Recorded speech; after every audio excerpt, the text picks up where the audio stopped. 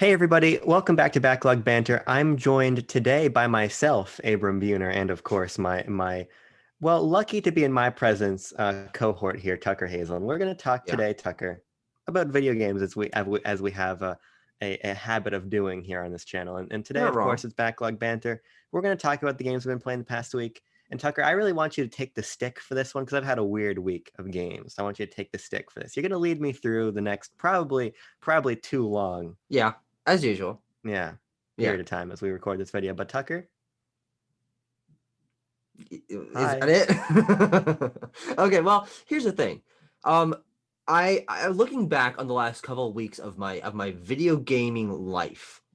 Uh, I am the guy who's been addicted to Bloodborne. And if you look Yes. back on my backlogged page on my journal, you'll see well over a week of where I just played Bloodborne. I did nothing else. And honestly, did I do anything else in my life? No, not really. And that is perfectly fine by me because I was able to beat Bloodborne. I Right got on. I got the easiest ending, and I have access to get the other endings. But I have something very special to say about this game. I have since updated my favorite games of all time. This is my number 12 favorite game Oh, wow. Okay. that I've ever played in my life. Cool. I went to every area in the game. I beat every optional boss in the game outside of the Chalice dungeons because that's sort of an extra deal. I have most of the trophies, Chalice dungeon, new game plus, and other endings notwithstanding. And I mean, this is just gonna be a quick touch upon on Bloodborne because I did talk about it a little more substantially in past weeks. But I mean, it's one of the best games I've ever played in my life. Like there's nothing else to say about it. I mean, every aspect of it is just it's artistically designed. It's got some of the best combat, best atmosphere, best visuals, best character design, map design, lore. Like I don't know. There's not much I can say about it because there's too much I can say about it, and that's a little fucking backwards ass. But that's all I can say. No, it's simply unacceptable. I want to hear more because here's the thing. Okay. You're very meticulous about the way you make your lists. You're very meticulous about ranking things. Why is Bloodborne so high? Because I feel like there's a nugget here that you could be sharing that I think the audience should hear. That's of course all supposition. If you have nothing to say, well then I suppose we'll just Well, we'll just trundle over this segue. But I think I'm really curious why the game connected with you so much because it seems antithetical to a lot of stuff you like. Difficulty, all kinds of things. So get me in your mind. Well, I gotta say, and I think I mentioned this a little bit last week, but maybe I'll just expound a bit upon it now. Is I didn't actually find it that challenging. There was only a handful of bosses that took me more than 3 to 4 tries, and even the ones that did take me that more, I was able to do some research online, listen to people who knew a little more about the game, and learn mechanics through more community interaction, which gave me the tools that I needed to just be like, oh Sure. yeah, not that bad. And while I'm not ashamed to say that I used all of the supplemental things I could, I mean, watching guides and walkthroughs online, looking up easiest ways to cheese the bosses, summoning AI partners whenever I could, using item buffs, and honestly just grinding. I was way over leveled for the Sure. entirety of the game. That I think that's part of the reason I didn't find it particularly challenging. But I think from my perspective, as someone coming in who notoriously doesn't like challenging games, um, that was the perfect way for me to play the game. It allowed me to take the game at a much slower pace, to explore the areas and really connect to them, to feel like I was exploring the world in a much more substantial way rather than just running through it and being hitting my head against the bosses over and over again. And it helped me to appreciate a lot of the smaller design decisions in terms of the level layouts, which I was able to, sort of dig into and notice how things connect to one another, reading all of the side bits that I could, Sure. um, and honestly, just finding the easiest ways to grind, stuff like that. I mean, I found it all a really satisfying and compelling gameplay loop that, while I'm surprised that I liked it as much as I did, I'm totally happy that I am and I did enjoy it as much as I did. And it gives me a lot of hope to try other games that I didn't expect to like in the future. Well, I Because think this is notoriously not something that I would have sure. enjoyed, and would you fucking look at it? And I think that segues into something I'm also curious about. Are you going to hop into like a Sekiro, or are you going to kind of be done with From for a while? Do you think this is more of the anomaly, or what? How are you feeling?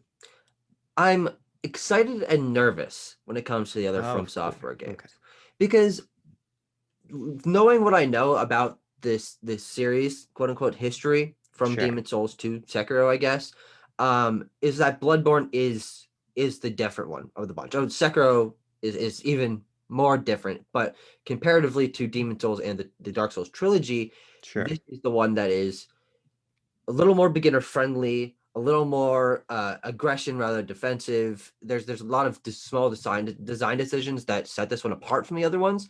And while I am certainly more open to trying the other games, I'm just worried that if I get into them and doesn't click, that it's gonna, I don't know, knock down my opinion of the developer overall. But honestly, I think that that's just sort of more latent fear from not knowing how Dark Souls is because I've never played it in my life. But I have friends who have played Dark Souls. Dark Souls Remastered is available and has some quality of life changes that allows easier co-op and obviously it looks better, runs better, that kind of thing.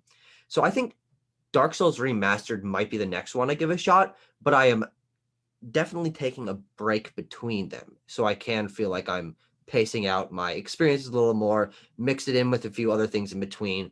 But yeah, Dark Souls Remastered is the next From game on my list. Now here, I want to throw out a wild proposition for you here, right? So Sekiro is also very fast because Sekiro is the only one I have played in any amount of. Yes. And that's a much faster game. I've heard from people like the people in our Discord, join our Discord who play a Yes, lot of these please. who play a lot of these From games, that this one is paced pretty well. It's pretty fair in terms of checkpointing and things. It's got a really cool aesthetic and world behind it. And I know part of your attachment to Bloodborne was the lore. Yes. If you want to play Sekiro, I will mail you my PS4 copy Really? because yeah, Okay. because I have it on disc and I can't put it in my PS5 and I'm not going to plug my PS4 back in. hmm So I mean, if you want to I play Sekiro, I'll mail it to you. that is a more compelling option than purchasing Sekiro for myself and playing it. Yeah, I mean that does sound more compelling. I Yeah. would I would No, agree with but that. I will put it here live on air. Yes, I'll try Sekiro. And Right and on. I would very much appreciate having a free copy of it. I mean, Yeah. does this are you not going to try it again? The time you played with it, do you not feel like it's something you ever want to jump back into? No, no. I don't find that sort of melee combat particularly rewarding when I'm getting Sure. my skull kicked in over and over again. Yeah. I see why people love these From games and why they love getting better. But I was drawn into Sekiro by its aesthetic, and then hmm I kind of think that Ghost of Tsushima, obviously a very different aesthetic, but it has enough similarities and there's enough fluidity there that I would much Yeah. rather go in the more action direction instead of the more precision based From combat and everything. So Very I'm reasonable. done, but Could be a there new we have it. beginning for me. Another Could be. man's PS4 is a Sekiro. Uh, let's do a little prop comedy here. I'm gonna put on my Nintendo 64 hat. Okay. And the reason I'm gonna put on my Nintendo 64 hat is because, like you, I played a game that I really loved this week, Okay. and that is Pokemon Snap. Yeah. So, Caught in Pokemon the corner Snap, to our new Pokemon Snap reaction. somewhere up there. Right. So, we watched the trailer for new Pokemon Snap. I thought it looked really great, but I mentioned in that video that I didn't know if I was really going to connect with the game in terms of a gameplay perspective because I didn't understand why people love it so much. Sure. And The because of original. that, right, the original. And because of that, I picked up the original on Wii U Virtual Console, as I showed off in that video, and I played it in one sitting. I think it took me like 2 hours to beat it. Yeah. The Wii U actually has an accurate play counter to the It fucking certainly minute. does. Yeah. God, I love that. It's awesome. And the fact that they dropped it for this, it's a different conversation. Yeah. But so I played it in just over 2 hours. I played it in one sitting. I think this game is phenomenal. This could very well be my favorite Pokemon spin-off game. Interesting. Okay. Um, And I wrote about this for CBR. And so to paraphrase why I think this game is so special is because it reconnects the player with the roots of the Pokemon series, which were Satoshi Tajiri going out into rural Tokyo and collecting insects and Yep. being in nature and being in these ecosystems. And I feel like the RPG Pokemon games inherently, by nature of being RPGs, don't allow you to connect with Pokemon in that way. They're more of commodities to be battled and traded, Yeah. and that just inherently changes the player's relationship to what Pokemon are. Pokemon Snap is entirely about approaching Pokemon with almost a scientific lens, pardon the pun, because you're actually using a camera to go into their Lens. natural, I didn't get the yeah, pun for a second. to go into their natural environments and see their behavior as they're behaving like real creatures, affect them from a distance, take photographs of them, and there's just this different appreciation you get for Pokemon because of it. And I think it's so special. I just think that there's a lot of charm to be had here in seeing a Chansey being chased by an Eevee and having to play with them, or try to figure out how to get the Poliwags that are up on the side of the river down into the water so you can actually take good photos of them. Just figuring out their behaviors and figuring out their patterns is really, really fun. The fact that this is an N64 game, unfortunately, is really the only thing holding it back, and which is why new Pokemon Snap is so exciting. Because this game, a lot of it is replaying these areas once you get new items, or just replaying them because you physically cannot catch every Pokemon on an individual run through. Yeah. But you quickly realize that their AI pathfinding is the same every time, which breaks a little bit of the illusion that they're these natural creatures, right? Yeah. So new Pokemon Snap is going to be so exciting when we're going to have the actual, technical fidelity and ability to see these Pokemon brought to life even more distinctly than they are in the original. Yeah. Because it's already so impressive how lifelike the Pokemon feel in the N64 game. It's a testament to that development team's ability to really eke a lot out of this hardware. And the way that Pokemon move, for as polygonal as they are, for as blocky as they are, there is real life to them. And as someone who's loved Pokemon for my entire life, being able to connect with Pokemon in a different respect was so fun. And just from a base gameplay perspective, I like a good N64 rail shooter, Star Fox 64, Sin and Punishment. So this retains a lot of that gameplay charm, but it's recontextualized in this Pokemon experience that I think is really, really special. And I just loved it. I am going to play it soon because Yeah. Huge Pokemon fan, huge fan of seeing Pokemon as this world with all these creatures. I mean, the world environment and character design of Pokemon is why I love the series so much and have for my entire life, to be honest. And Pokemon Snap honestly always just seemed a little bit shallow to me. I mean, I never played it, so I don't have direct experience with it, but just hearing what the experience was and the fact that you said you can beat it in 2 hours is, I mean, both a plus and a minus to me. Sure. I mean, the fact that you can beat it so quickly means that I might feel like the replays are a little bit weird in that regard, but I can just get it under my belt quickly. Yeah. So that's also a positive. To that point in particular, there is a ton of replay value here because the game gets a little bit arcane in towards the back half when you're trying to find certain Pokemon, but there is a lot of experimentation you can do to find a ton of Pokemon I completely missed. Sure. Like some of them you have to make them interact with their environments in certain ways to make them evolve, which is a really interesting idea. Oh, that's cool. So there's a lot of like puzzle game components here that are not necessary, right? A lot of the more hidden Pokemon, you can just beat the game without ever seeing them. But there is a lot to that.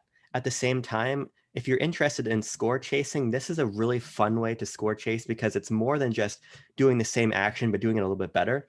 You can get Pokemon to get in different poses. You can affect them in different ways. So you can get different pictures of them, and then Oak grades your pictures. And so there's the component of getting better at taking the photos, and then the component of interacting with Pokemon in a different way to get different poses for them to be in. So I do think that this is a game that has a ton of replay value. Cool. Yeah, I'll definitely give it a try. It makes me very excited for new Snap. That's kind of my biggest takeaway beyond loving this game, because the fact that this N64 title is so successful, but I see how this formula can be expanded just by nature of 100%. better hardware. Yeah. New Snap has quickly become one of my most anticipated games of 2021.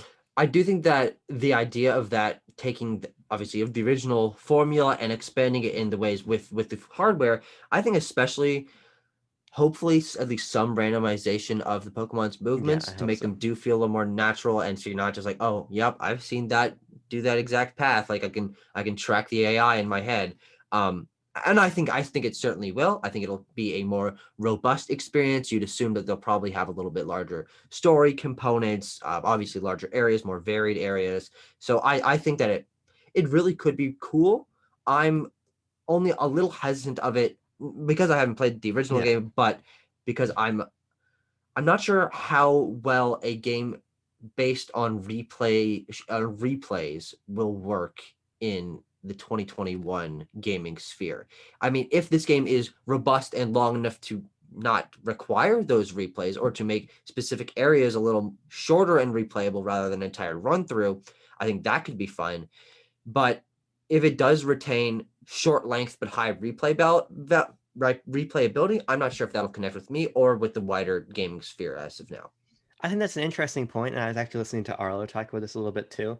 And I think that I just don't personally like the way that we've moved to conflate value with number of hours and a lot of things. And it's very understandable when we get games that give you so much content for that $60. But I've always and continue to be a proponent of some design philosophy is being timeless, and I think that the more arcade score based philosophy is timeless. But B, the idea that this is the vision for Pokemon Snap, and if the developers execute on that vision, that's all I really care about.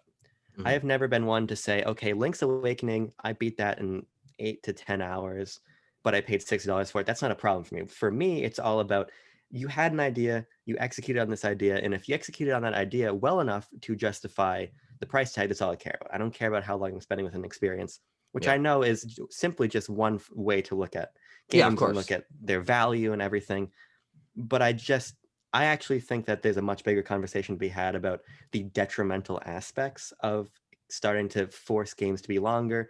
I think you end up with a lot of kind of gross and predatory stuff, like with what Ubisoft does. We're going to make this big bloated open world game, and then we're going to sell you XP boosters and stuff. I think that it's forcing dev cycles to crunch longer. It's forcing a lot of things I want to talk about in a different context. Sure. So I'm not concerned at all about the fact that it might be a more 90s sensibility type of experience. I think that's actually really refreshing.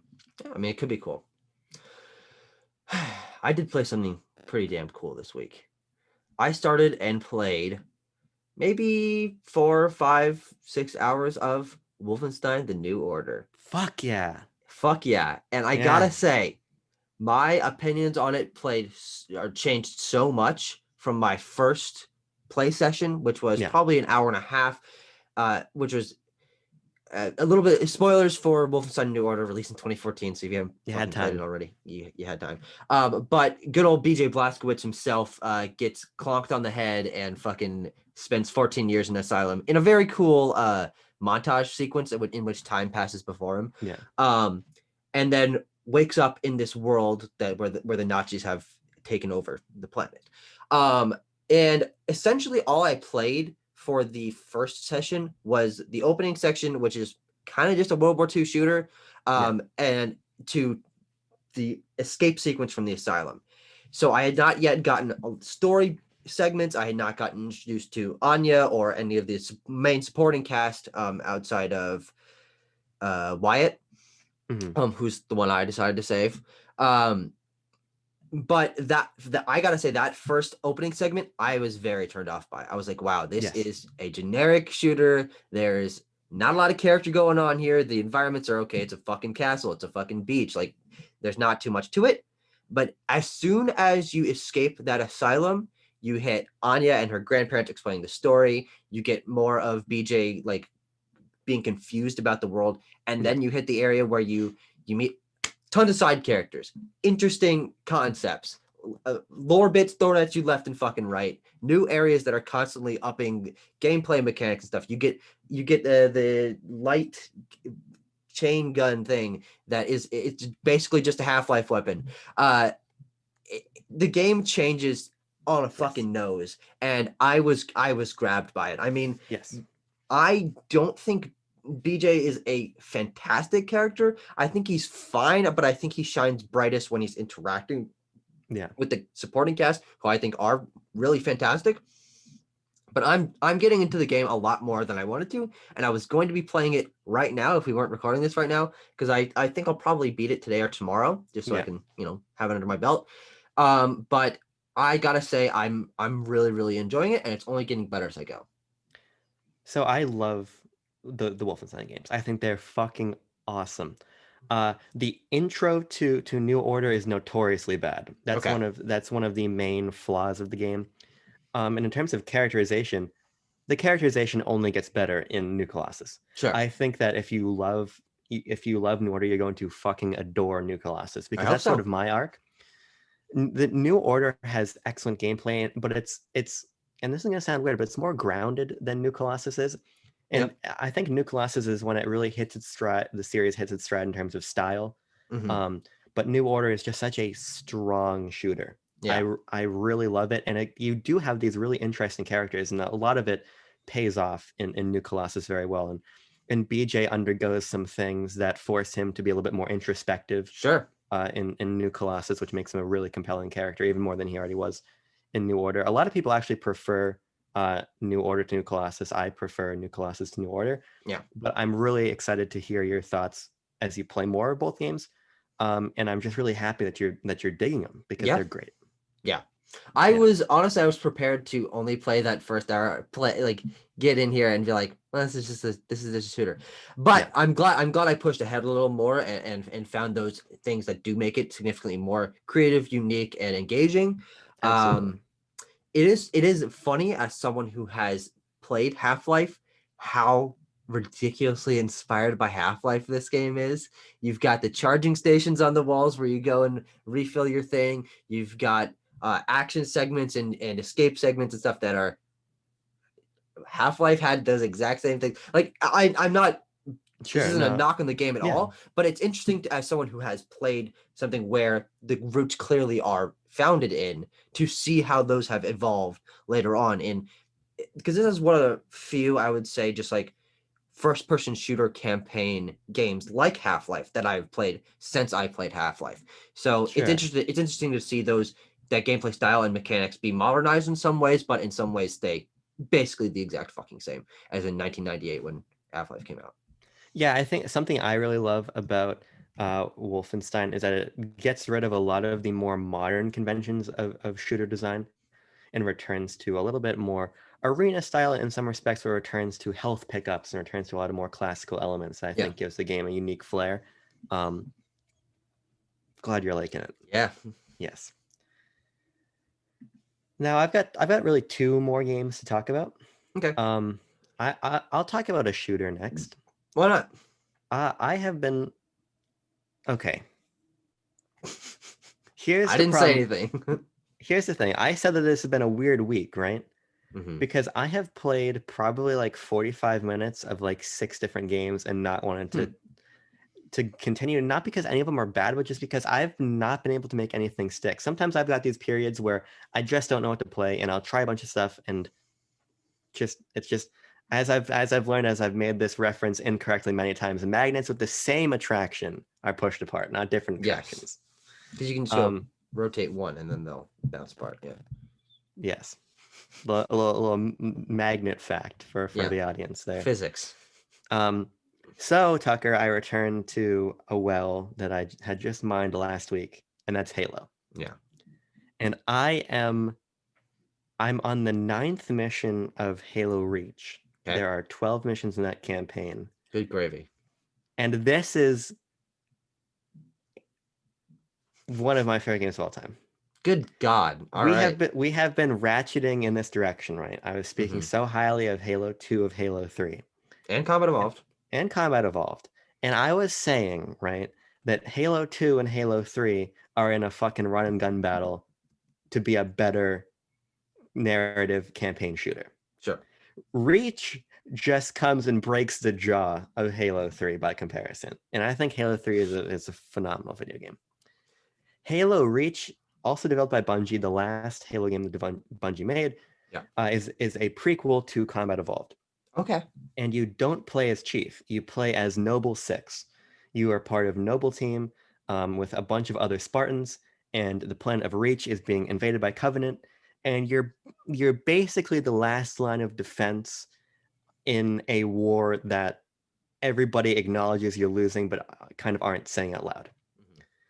And it sets up a narrative that is incredibly compelling and emotional in a lot of respects, because I'm not going to spoil anything, but if you're familiar with things like a Rogue One, or you're familiar with other things, this is a story that takes place before a trilogy, so everybody's life is on the table. Yeah. So there are beats here that really hit you because these characters are really fun and compelling. And it's in the context of a much more cinematic campaign. You can tell that Bungie is taking one step into the more modern late 7th gen shooter with this game, while retaining a lot of what made Halo special. It's more slow-paced, arena-style combat, a lot of projectile-based weapons, so you can still dodge and move around. Mhm. But they modernize it in some ways. For example, you have a little bit of enhanced mobility here. You can sprint, you can have a jetpack, you can have an overshield. But what's interesting is that it treats these like equipment. You can only have one on you at a time. Either you can sprint or use your jetpack or use any of these other things. So around the map, you have to kind of pick, okay, I'm going to this combat scenario. There's some tokens over here. I can take a sprint for this, or maybe I want to have a little bit more vertical movement. So I'm going to take the jetpack. So it introduces a fun element to the gameplay where we're feeling a little bit more modern, but we're retaining the more sandbox-based style of the older Halo games. Mm-hmm. And the gunplay just keeps getting better. They keep refining the weapons that are already here. They keep making vehicles feel more organic. They keep turning up the dial on this fucking awesome soundtrack. And it's just coalescing in this excellent experience. And because it's set on Reach, there is just a variety of locations here that can't be touched by the other Halo games. Sure. Because you're seeing this city being ripped apart by Covenant, but you're still in the city. So there's this one mission where you're flying a Falcon basically between a bunch of skyscrapers that are all under attack by Covenant, and there's UNSC troops trying to hold out. So you're flying and you're shooting down Banshees as you go between, and you end up in this one that's like, you're like in a mall in one part, you're in this incredibly gorgeous, almost neon club fighting Covenant. There's a visual variety here that is excellent, that feeds into really fun gameplay situations. It's a really great map design. Everything about this is just Bungie continuing to sharpen their tool set and continue to make, I think, by the time I'm done, one of the definitive first-person shooters from a for sure. campaign perspective. I am not somebody who cares about Halo's multiplayer, which is weird. I'll acknowledge that's weird. But from a campaign perspective, what I am playing here is just so refined, but that refinement is being paired with new ideas that feel in step with the quality of the rest of the experience. Yeah. Halo Reach is fucking awesome. That was an essay there, and I actually really do appreciate it. The one question dangling in my mind and has been probably clouding me a little more than it should while you were talking about all that is, why'd you skip ODST? Because ODST I want to save for the very end, actually. Okay. Because I've wanted to play Reach probably the most out of all of the games. Okay. I don't know why. I was just uniquely compelled by Noble Team, by not playing as Chief. I thought that was cool. Well, ODST. And I know you don't even play as a Spartan in ODST. But I kind of want to save that as one last little Bungie thing after I beat 4 and 5, because I'm going to go Reach 4, 5, back to ODST, just so I have a little Bungie left, right? Because I love what Bungie is doing here, and I want to have that little nugget left behind that I can come back to. Reasonable, a little weird, but reasonable. Yeah. Okay, well, I'm going to be honest. I'm not the first-person shooter campaign guy that I don't know, might seem like I am. That's not even true. You don't seem like you are, no, for the record. But I'm enjoying New Order so much. I'm loving hearing you talk about these. I played a good amount of Reach's multiplayer. What's a sandboxy thing where you can just Forge mode? Yes, this is. I played a lot of that on my friend's Xboxes when I was a kid. Just whatever. I don't know what the main map is, but there's like the cliff with like a hangar in it, and there's the island that has tunnels going through it. And I remember that whole map in my mind, just because we dicked around so much on it as a kid. It was just so much fun to have 4 friends around and spawning as many vehicles as you could and fucking each other over, and that is great memory. And Halo Reach, I don't know anything about the story of except for what you've told me now. But hearing all of this stuff about Halo it's a hole in my gaming history, aside from Combat Evolved, card in the corner, Yeah. to our review. But I do want to try it, and I'm liking the fact that you're saying that they get better and better, and I want to see for myself, because I'm also interested to see how I would feel about 4 and 5, which are notoriously different experiences, obviously different Yeah. development team. How that, if that changes your opinion, if it changes my opinion, whatever. I'm going to play them all at some point, and your interest in them is certainly bumping them up my order. Yeah. And to that effect, my big point, because I was digging around the menus a little bit, I do not think that there is a better collection than the Halo Master Chief Collection. Mm-hmm.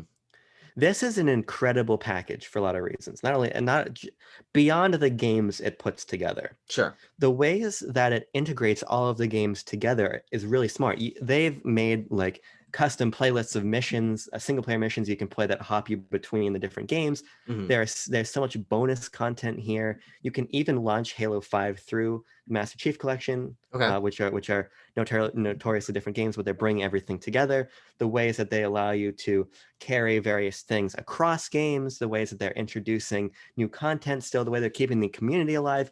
This is an incredible product, and the fact that I have access to it through Game Pass is really special. I would have easily paid $60 for this.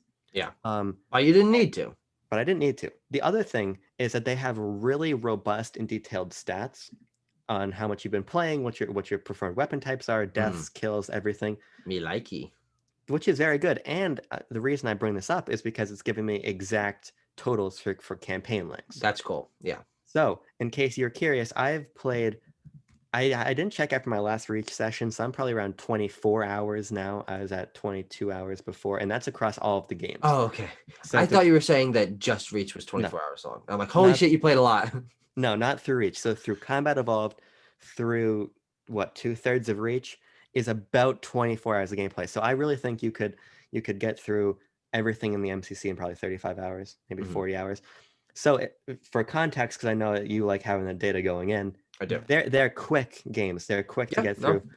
It was like 8 for 2, 6 for 3, and those are, I know, the ones you're gonna play next. So yes, context to have. Definitely. God, I'm so glad I'm finally playing Halo. Good. Yeah, good. Yes. So I'm going to do another quick ending thought of something that I've been talking about the last few weeks, and that's Super Mario 3D Land, which I also beat this past week. I saw you talk about this in Discord. Yeah, I wrote a very long review on Backlogged. Yeah. Because this game is just a fucking enigma to me. I am so passionately indifferent towards this game. It's hilarious. Because I think this is without a fucking doubt the worst 3D Mario game. And not meaning that's a bad game. Right. It is a well-designed game that has surprisingly great visuals for a 3DS game. Yes. Fidelity-wise, controls well, engaging enough level design, stuff like that. But good lord, is it fucking bland. This game has zero, count them fucking zero fingers up of its own identity. It takes everything from nostalgia bait from Mario 3 with the Tanuki suit and some of the other gameplay designs and the enemies and stuff like that. And it tries to pull you along. It's like, look, there's fucking tails on everything. That's our charm here. But other than that, it is just Mario default. And I think it is so far behind everything else because of that.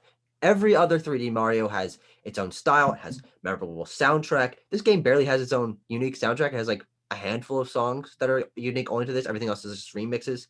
Sure. Has no unique visual style to its own. It's just generic Mario stuff. The levels are really short, which works for handheld play, but it also means that none of them are particularly memorable, and you can't really get attached to any of them. It has these really cheap animated cutscenes between worlds that are just Mario finding a fucking JPEG. Like, yeah. I don't know. I don't want to shit on this game too much because I do think it's a totally serviceable video game, but when compared to everything else that Mario has done, setting standards for the industry, this game is just obliterated by everything else around it. It's kind of crazy. I don't. Here's the problem. I don't care, and I think that's the biggest thing Yeah. because this game is Nintendo on autopilot, and it was the same philosophy that designed the every new Super Mario Brothers game after the first new Super Mario Brothers game. Yes. Yes. This game is incredibly good mechanically. This is Yes. visually, mechanically, this game is excellent. But most things Nintendo makes are visually, mechanically excellent, hmm and it had.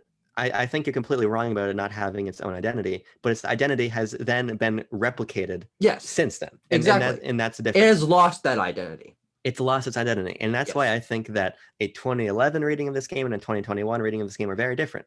Mhm. Because at the time, this game had a lot more going for it. It was the first idea of taking Flagpole Mario and putting it in 3D. It had a lot of its own identity and a lot of its own charm, and that is still there. But you view it through the same lens as when you play New Super Mario Brothers 2.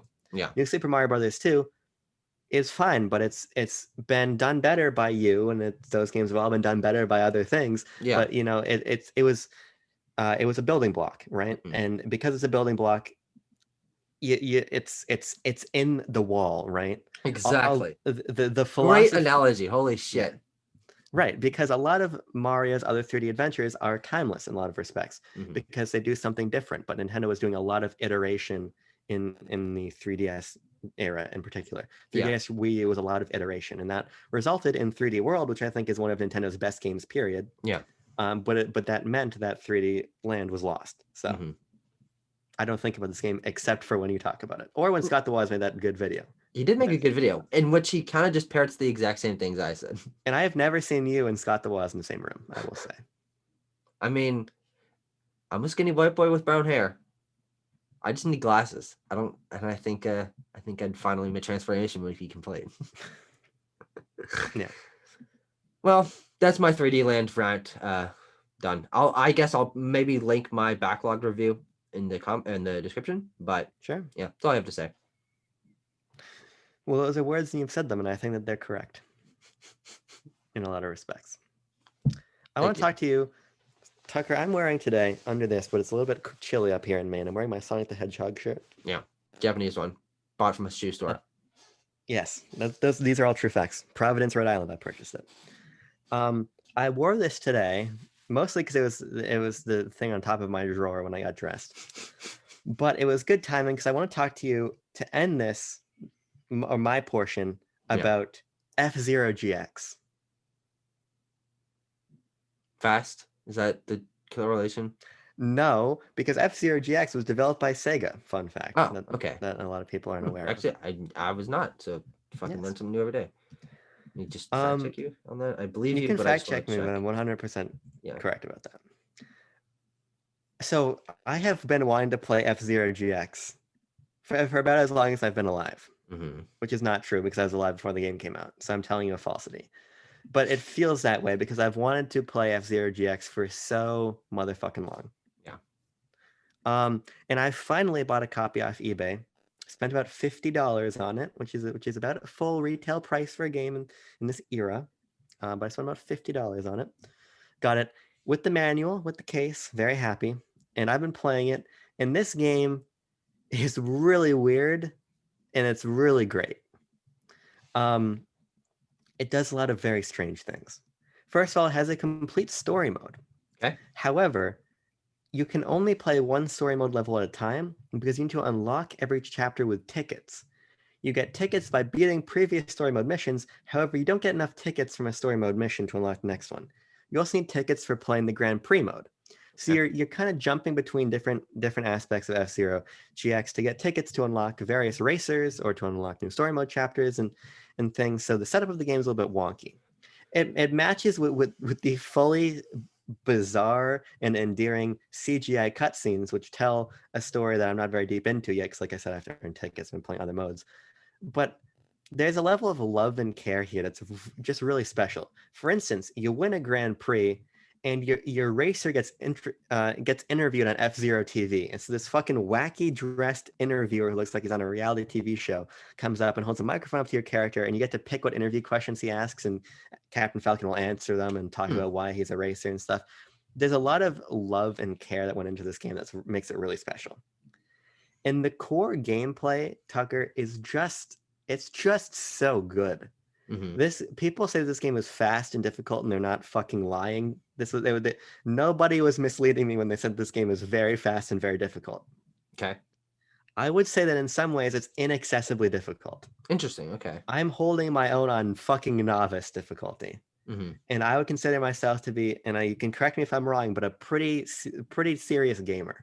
Hmm. This game is Sure. hard. I think it's much harder than F-Zero on SNES and much harder than F-Zero X on N64. But that speed brings with it such a unique blend of twitchy gameplay, of memorization, of all of these different things that you need to have a grasp of to just make it around the track. Hmm. You'll run into tracks and you just can't beat them. The game has a great practice mode, so sometimes there's this one fucking track that was stopping me from beating the Sapphire Cup. So it's like, I can't do this. I'm not gonna white knuckle my way through 4 races to get to the final goddamn race and go flying off the track every time. Yeah. So I literally did 15 laps of practice until I knew it, and that was really empowering. That's cool. Beating the track. This game is really empowering and really rewarding, which makes it kind of frustrating as you're scrapping your way forward, trying to make progress. Because if you don't win a Grand Prix, you don't get tickets, and if you don't get tickets, you can't unlock new stuff. So it feels a little bit frustrating. It's not an especially forgiving game. If you fly off a track, you're fucked. You have to restart. You've got lives. So it's difficult. It's crunchy. It's bizarre. It's really good. This is a really good game. Fun, just interesting interpretation from my eyes on this. Sure. This is exactly how I felt about Bloodborne in every design comment that you've made here.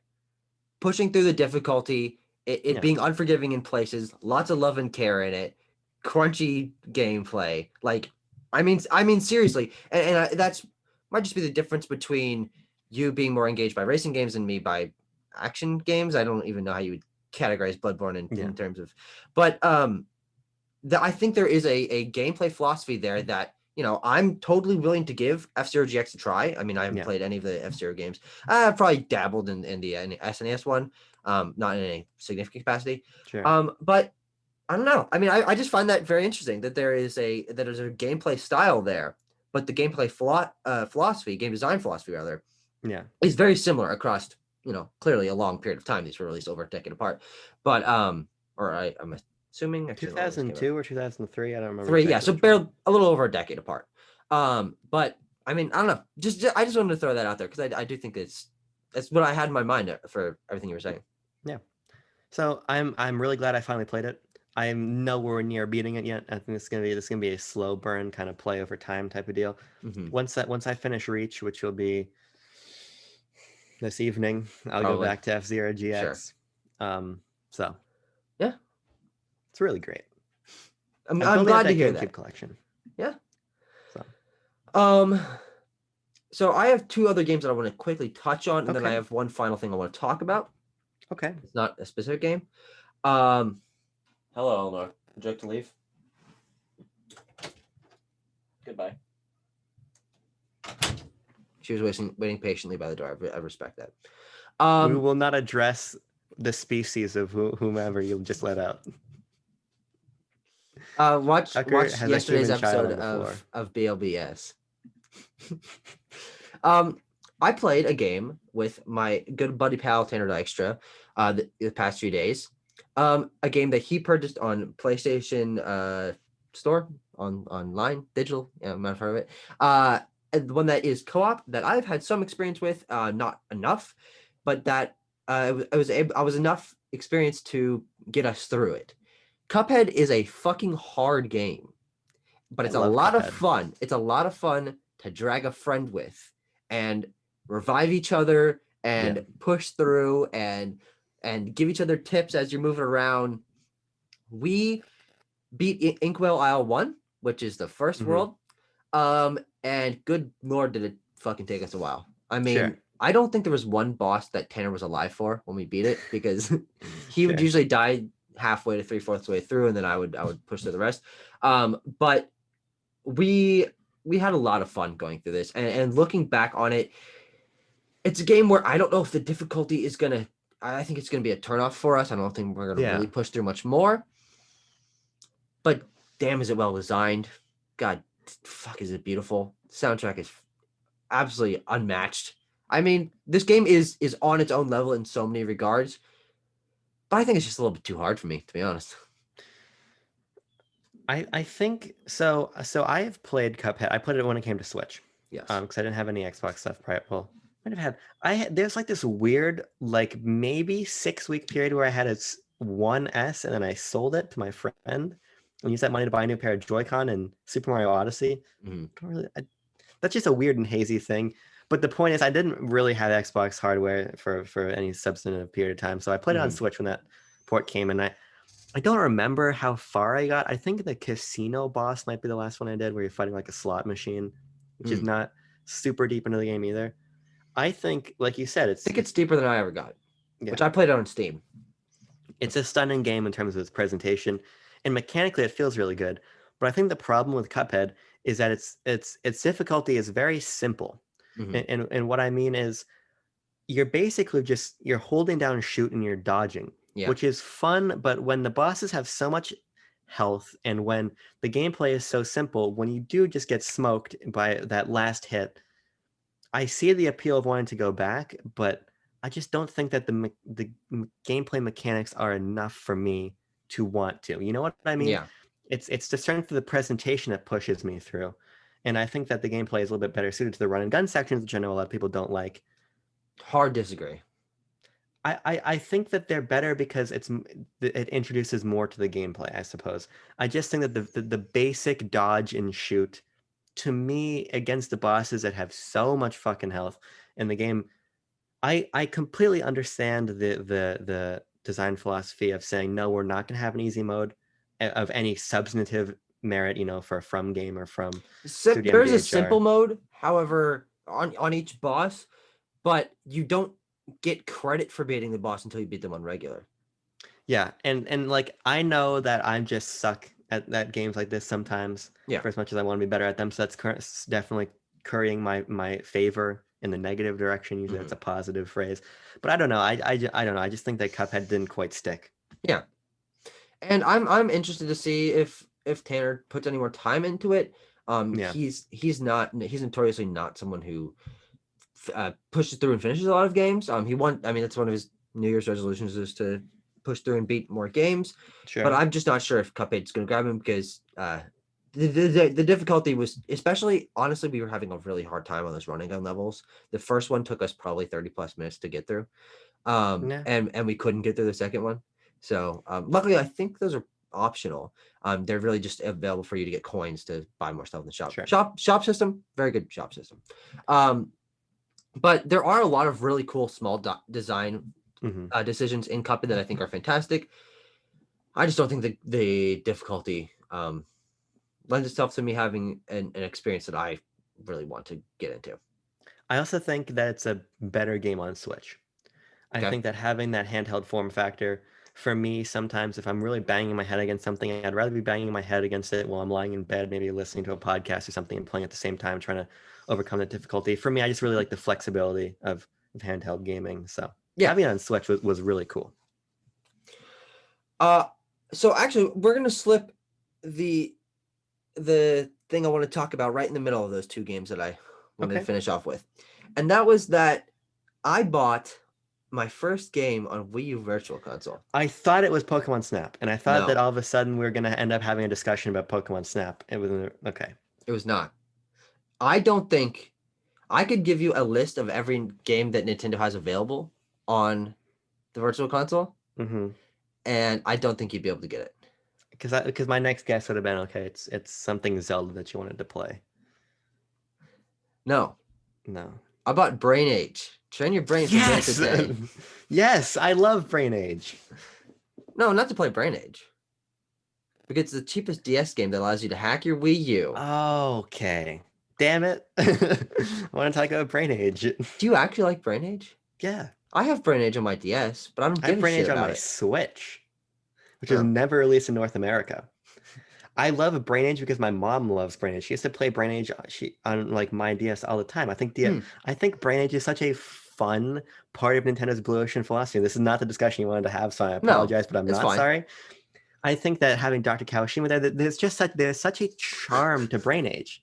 It's such a special gameplay experience, and it drives me up the fucking wall that Nintendo didn't release the new one that's on Switch in North America. Yeah, that's very peculiar. Because I had to jump through weird hoops using Play Asia and a bunch of weird stuff to get fucking yen so I could get the game, which is in English once you actually have it on your system. Okay. And you have to like you have to hold your Switch this way, like vertically, you know what I'm saying? Yeah. And there's a lot of weird like AR stuff that's really cool and touchscreen stuff that's really cool. And I just think that when Nintendo is like, hey, here's some casual software in addition to our hardcore software, it's really fun and it's just such a clean charm in mid 2000s Nintendo charm to play. God, Brain Age is great. Let's talk about your fucking illicit behavior. Yeah, so my friend Joe Wright, friend of the show on our Cyberpunk discussion, he hacked my Wii U for me. He watched the tutorials and got through it for me, and allowed me to and taught me to how to get emulators on there, how to get the homebrew channel, how to set up the VWii, all of that stuff. So I have gotten a couple games ready on there for me to play. I have Luigi's Mansion and Metroid Prime on the GameCube VWii for me to play on there. And I also have a emulator that allows me to play NES, SNES, Game Boy, Game Boy Advance, Game Boy Color. And so the only ones that I've played on there so far, though, are two Game Boy games. Okay. That being Super Mario Land 2, which I'm not going to talk about because I only played like the first two levels of it. Okay. And the one that I am going to talk more about today, which is Donkey Kong 94. I don't know why you're cheering. I don't think you've played this game, have you? Of course I played Donkey Kong 94. Wait, seriously? This game is wonderful. I didn't know. Okay, I thought, wonderful puzzle. I thought that I'd reference it at one point to you, and you were like, "Man, no, I'm wrong, great. Incorrect." But, dude, I don't know how this game isn't more popular than it is, or how it hasn't gotten a sequel that isn't fucking Mario versus Donkey Kong or anything like that. Well, Tucker Hazel. Oh God, I ain't front of you fucking wrong, you little dipshit. The first Mario versus Donkey Kong game on Game Boy Advance is basically a direct sequel to Donkey Kong 94. So check that out too. Okay. Because it's the exact same. This was before the fucking minis started marching to and fro. Oh, okay. I didn't know the first one lacked the minis. Yeah, no, I thought that was the whole point. No, that was the series after, which is why that series is so disappointing, because the first Mario vs. Donkey Kong on GBA is just the gameplay from Donkey Kong 94, where you're playing as Mario and platforming up these puzzle stages. So check that game out next. So let's talk a little bit about what actually Donkey Kong 94 is, because this is one of the I think one of the most enigmatic and unique games of the Game Boy era, because this game is on another fucking level compared to other Game Boy games. The production value is in the fucking stratosphere. When you're playing it through the Super Nintendo or the Super Game Boy, I think it's called, it puts a really cool color on this. So everything's like full color. Whoa, holy shit. But not only that, but this game has like cutscenes, it has a world map, it has a ton of gameplay mechanic ideas. It has an incredibly expanded moveset for Mario. It starts you in the original 4 Donkey Kong levels and then just spits you into this other world where each level is keys and ropes for you to fucking fling yourself off of, and all these little charming things. That this game is so special. I mean, it's hard in some places. I played through the end of the first world, but it's just so cool. Like, and I enjoyed the Donkey Kong arcade games 1, Junior, and 3, and I like the Donkey Kong Country games. What I've played 1, 2, and Tropical Freeze. But this, I just think, is so special in its own way compared to everything else in the Donkey Kong franchise.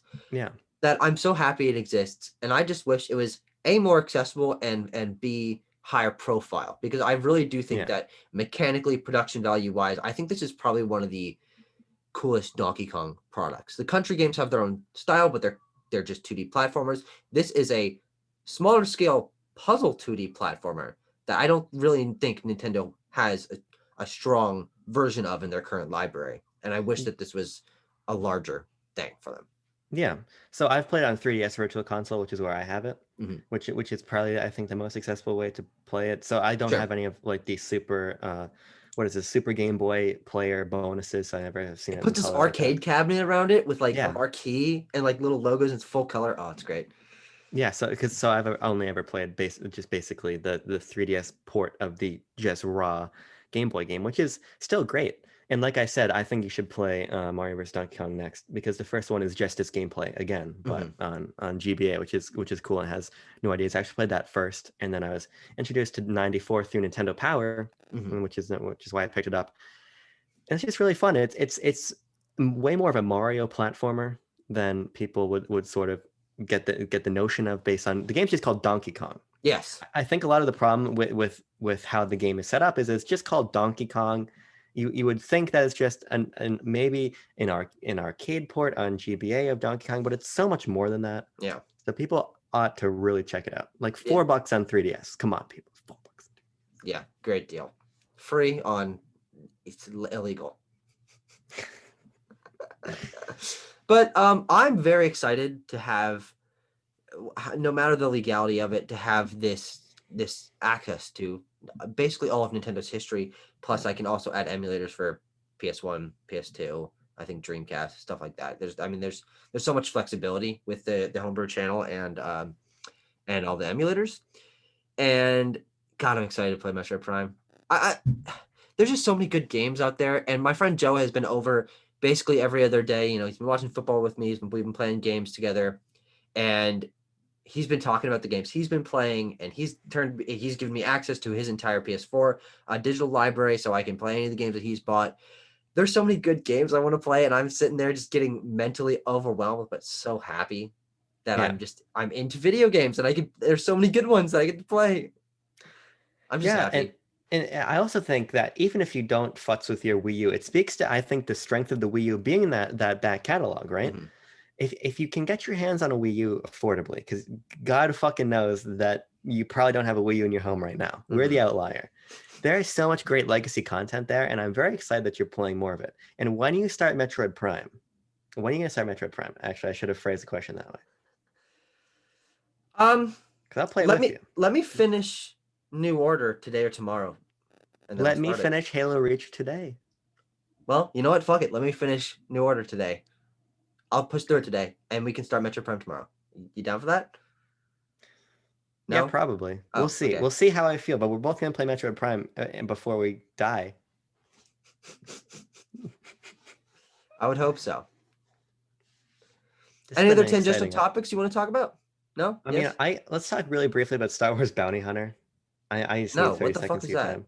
Star Wars Bounty Hunter is a GameCube game. It's also on PS2 and things. I played like 2 hours of, and I How? didn't Why? continue Where?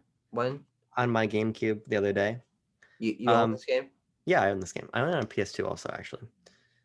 It's it's weirdly charming. It's basically it's a Django Fett third person shooter in a lot of respects. It has some of its interesting ideas, like you can find people who have bounties on their heads, and like you can like scan a crowd and see who has a bounty, and then rope them up and claim the bounty. It's only for points, so there's no real reason to do it. But it's a cool gameplay idea.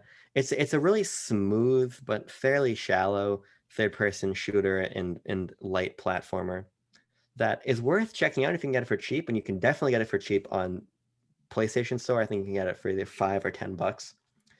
And it's a pretty fun and breezy little game. It's got some surprisingly good level design and some surprisingly high production value with full cutscenes with Django Fett and some new characters that are introduced for the sake of the game, new bounty hunters that Django's rivals with. There's a lot of actually really cool ideas in this game.